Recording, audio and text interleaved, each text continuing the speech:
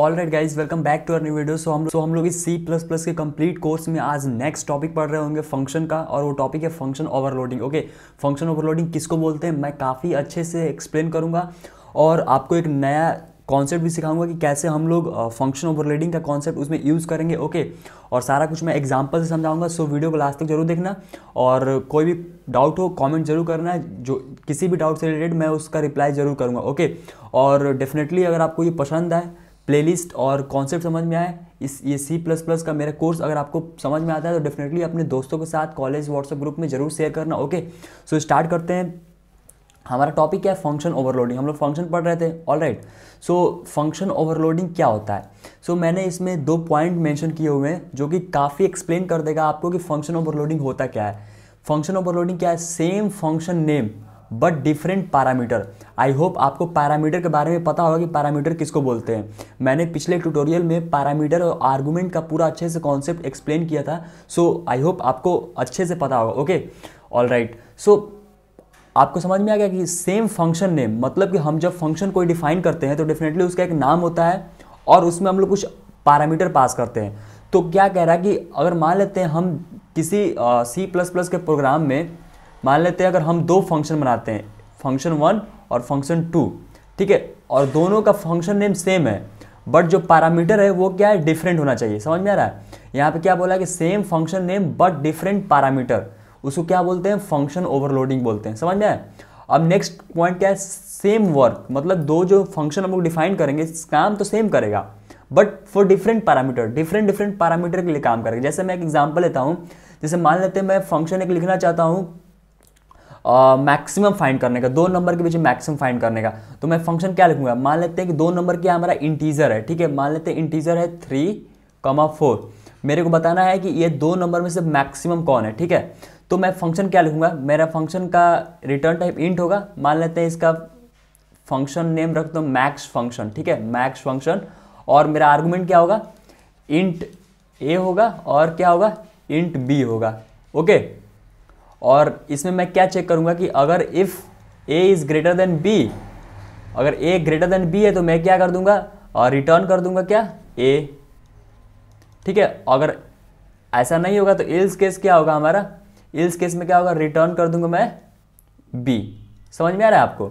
Okay, ये एक तरीके का फंक्शन होगा हमारा जो कि मैक्सिमम बता रहा होगा किसके बीच में? 2 इंटीजर वैल्यू। अब मान लेते हैं कि मेरे पास दोनों इंटीजर वैल्यू नहीं है, मतलब कि मेरे पास क्या है?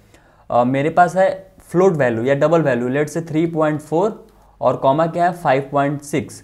तो इन दोनों में मैक्सिमम अगर हमको निकालना होगा तो मेरा ये वाला जो फंक्शन है ये काम नहीं करेगा, ठीक है, क्योंकि ये जो है फंक्शन वो किन 2 नंबर के बीच में मैक्सिमम बताएगा? जो इंटीजर वैल्यू होंगे, ठीक है। ऑलराइट, तो हमको अगर इसके लिए फंक्शन लिखना होगा तो मैं क्या करूंगा? फंक्शन का नाम तो सेम रखूंगा बट यहां पर क्या कर दूंगा? मैं जो इंट है यहाँ पे मैं क्या कर दूंगा? फ्लोट कर दूंगा या डबल कर दूंगा। समझ में आ रहा है? तो सिंपली इसको चलते हैं, अभी कोड करते हैं अपने VS कोड में। ओके, और देखते हैं कैसे ये वर्क करेगा। Okay, so let's move in our VS code and code. So ये मेरा ट्यूटोरियल कौन सा है? ट्यूटोरियल मेरा 27 है। ओके, तो मैंने एक फाइल बनाया है tut27.cpp। आपको पता होगा कि हम लोग .cpp जो एक्सटेंशन होता है वो C++ में यूज करते हैं। ओके, सो मैं क्या करूँगा? अपना जो स्निपेट है उसको यहाँ पर टाइप करूँगा, ठीक है। कैसे स्निपेट बनाते हैं वो मैंने ऑलरेडी एक C++ के VS कोड का एक प्लेलिस्ट है उसमें मैंने बता दिया। ओके, सो मैं क्या करता हूँ? एक फंक्शन बनाता हूँ, ठीक है। मेरा क्या होगा? रिटर्न टाइप इंट होगा और मैं मैक्स फंक्शन बनाऊंगा, मैक्स फंक्शन। ओके, अब इसमें मैं क्या लूँगा? एक इंट आर्गुमेंट ए लूँगा और एक इंट आर्गुमेंट बी लूँगा, ठीक है, that is called parameter. Okay, so मैं यहाँ पे मेरे को क्या बताना है? 2 नंबर के बीच में मैक्सिमम बताना है, ठीक है। तो मैं क्या करूँगा? यहाँ पे इफ लगाऊंगा ना, इफ एक चेक लगाऊंगे, अगर ए ग्रेटर देन बी है तो सिंपली क्या करो? अगर ए ग्रेटर देन बी है तो सिंपली क्या करो कि रिटर्न कर दो क्या? ए, क्योंकि ए मैक्सिमम होगा। अदरवाइज इल्स केस क्या होगा हमारा? इल्स केस होगा कि रिटर्न कर दो क्या? रिटर्न कर दो बी। ऑलराइट, तो ये क्या होगा? हमारा फंक्शन जो है मैक्सिमम बताएगा किस 2 नंबर के बीच में? जो इंटीजर होंगे। समझ में आ रहा है? तो यहाँ पर मैं क्या करता हूँ? एक इंटीजर ए लेता हूँ और बी लेता हूँ, ठीक है, और मैं यूजर से इनपुट लूँगा, तो ए और बी मैं यूजर से इनपुट लूँगा और मैं क्या करूँगा? सी आउट में रखूँगा क्योंकि मेरा रिटर्न टाइप इंट है। तो यहाँ पे मेरा फंक्शन का नाम क्या है? मैक्स फंक्शन नाम है, ठीक है। ऑलराइट, और मैं इसमें पास कर दूँगा a comma b. All right, okay. तो अब इसको रन करके देखते हैं। Okay, so let's run it. So जैसे ही रन करेंगे और मैं यूजर से यहाँ पे इनपुट लेता हूँ, लेट्स से 2,4, तो ऑब्वियस है हमारा जो मैक्सिमम है वो 4 आ जाएगा। ठीक है, अब मैं क्या करता हूँ कि इसी फंक्शन के लिए मैं क्या करता हूँ, फ्लोट टाइप जो इनपुट मैं लेता हूँ। ठीक है, सो लेट्स से मैं यहाँ पे यूजर से इनपुट लेता हूँ 2.3 और 1.4। तो इसका आंसर क्या आ रहा है, 2 आ रहा है, जो गलत है। इसका आंसर क्या आना चाहिए, 2.3 आना चाहिए ना। तो हम लोग क्या करेंगे, फंक्शन ओवरलोडिंग का कॉन्सेप्ट यूज करेंगे और मैं क्या करूँगा, इसी फंक्शन जो मैं यहाँ पे बनाया हूँ, सेम फंक्शन मैं यहाँ पे क्या करूँगा, कॉपी पेस्ट करूँगा। ठीक है, और मैं क्या करूँगा, यहाँ पे जो इंट है ना, पैरामीटर को चेंज कर दूंगा। क्या कर दूंगा, फ्लोट कर दूंगा। ठीक है, या डबल कर दूंगा।